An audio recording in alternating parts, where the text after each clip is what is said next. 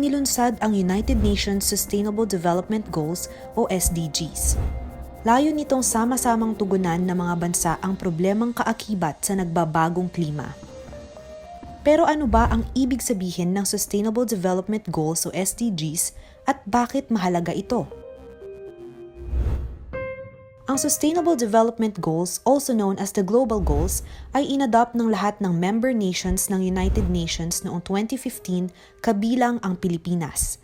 Ito ay para protektahan ang ating planeta at siguruhing lahat ng tao sa mundo ay makaranas ng kapayapaan at kasaganahan pagdating ng taong 2030.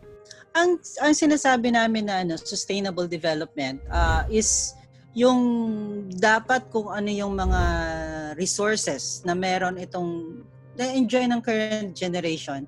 Dapat sana yung susunod na generation enjoy nyo rin ito. So kumbaga binabalanse ba natin yung paggamit mo ng resources? Kasi dalawang bagay yan ginagamit mo yung resource or wini-waste mo yung dumadagdag ka sa pag-deteriorate. Nasa 17 SDGs ang itinakda ng United Nations. Kabilang dito ang pagtugon sa isyu ng kahirapan, kagutuman, edukasyon at climate change. Layunin ng SDGs na puksain ang lahat ng anyo ng kahirapan sa pamamagitan ng pagkakaroon ng pantay-pantay na access sa basic services at economic resources. 2017 na magtakda ng sariling mga layunin ang pamahalaan. Sa ilalim ito ng Philippine Development Plan 2017 hanggang 2022 o PDP.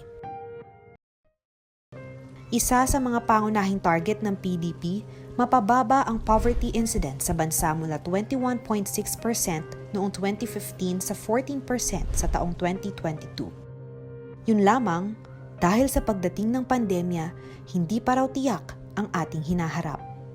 Bagaman ito ay isang krisis pangkalusugan, malaki ang naging epekto nito sa ekonomiya, kabuhayan at pamumuhay ng mga tao.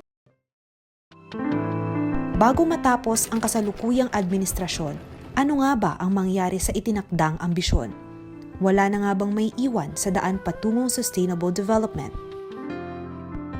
Abangan sa mga susunod na episode ng #PHGoals. Sama-sama nating bantayan ang progreso ng Sustainable Development Goals ng Pilipinas.